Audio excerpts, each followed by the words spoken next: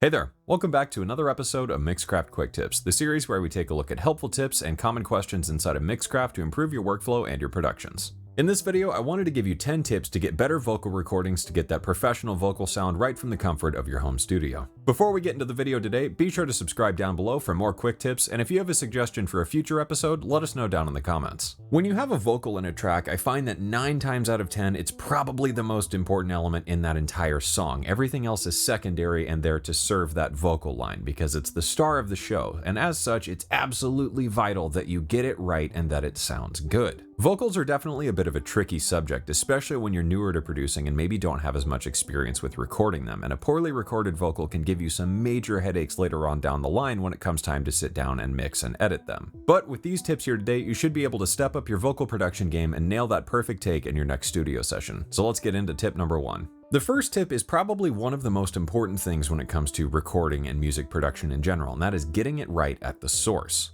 Taking the time when you're recording to test out different microphones, microphone positions, and recording multiple takes is all part of the bigger picture of getting the end result that ends up on the final recording and making sure it's as good as possible. This is not only important for things like vocals, but things like drums and guitars and everything else in between, because no matter what kind of processing you have, you just can't undo a bad recording or a bad performance. If there's one thing I've learned in my years of music production, it's that getting it right at the source is the best thing you can do for your mix, because I think that 90% of a great song is a good performance and a good recording. The other 10% is just basic mixing stuff to get things sitting right for the song. The next tip is recording with the proper distance from the microphone, and this could vary between different songs or even in different sections of the same song. Now, how do you set the right distance? The microphone position is not only important to consider for the best signal to noise ratio, but also for the performance, because some parts might be very loud and those might cause the mic to distort or the preamp to start clipping, and if you're too far away and too quiet, you get a bunch of ambient noise that just ruins the take. The best general rule I find as a starting point is to simply do this. We'll place our thumb against our mouth and our pinky where the mic capsule would be, and this is generally a good starting point. If I get louder, I'll back away from the microphone, and if I need to get quieter and still record that in the same take, I'll get closer to the capsule,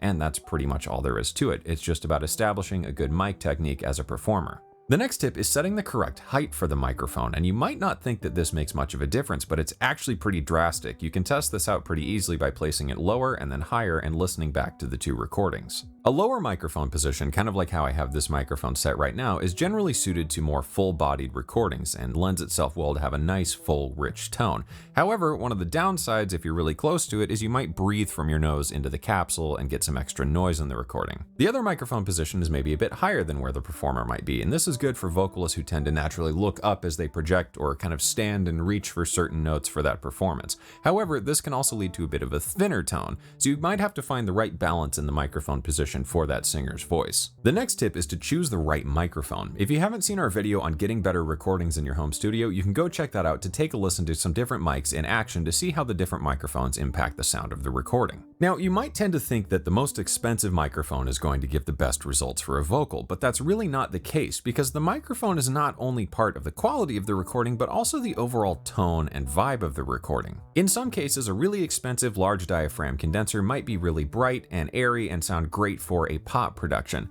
but for something that's maybe a bit more laid back and jazzy, you might want something like a cheaper ribbon mic, or for maybe really aggressive hard rock vocals, you could go with something as humble as a Shure SM57, which costs under $100, and get a great sounding recording. In the end, the only thing that matters is the final sound that comes out of the speakers. It's not about the steps or the gear you took to get there, because I'm pretty confident in saying I'm very doubtful that your end listener is going to listen back to your track and say, "Wow, I sure wish they used a Neumann instead of that SM57 or the Telefunken on the drum overheads. That sure would have been nice." Always keep in mind the tone and vibe of the song, and choose the best microphone to suit not only that vibe, but the vibe of the vocal performance. Taking the time to audition a couple of different microphones if you have access to them, or maybe renting out a few to try, is a great step to getting that perfect vocal recording for your track. The next tip is making sure you're gain staging properly, and gain staging is a hugely important step in the recording and mixing process. If you haven't seen our video about gain staging, you can pause this video and go check that out. Properly gain staging your recordings is one of the most important steps in the recording process to get not only the best signal to noise ratio, but also leave just enough headroom to where you have room to work with that vocal recording.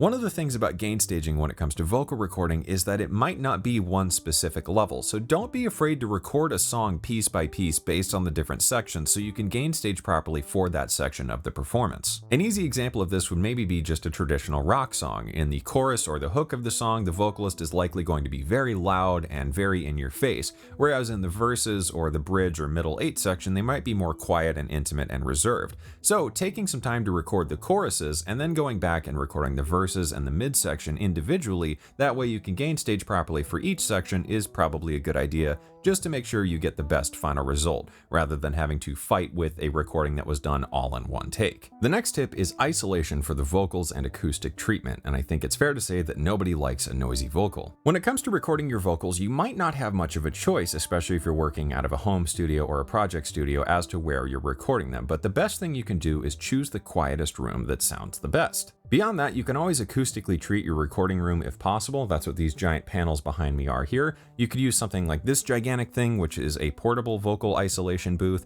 or you could even build kind of a DIY vocal isolation booth using some PVC pipes and moving blankets. If for some reason none of these options are available to you, another great little DIY hack is to actually just use a walk-in closet, or a closet that's big enough to fit the vocalist and the microphone in, because with all the clothing hanging around, it ends up creating kind of a nice, natural, isolated environment that gives you a perfectly dry vocal recording that you can work with in your session. One little added tip with this is to make sure you're using closed back headphones or in-ear headphones for the vocalist to monitor themselves with. If you have open back headphones, you can get a lot of bleed of the track that the vocalist is listening back to, and especially things like the click track, which are incredibly hard, if not impossible, to remove once you've recorded them. The next big tip is something that I think is incredibly important not only for vocals, but just general recording, and that is setting the right vibe and tone for the recording session. One of my favorite quotes about the art of music production is that the producer is ultimately the keeper of the vibe and is there to serve the vibe of the track, and this is really important because a good performance will overtake a poor production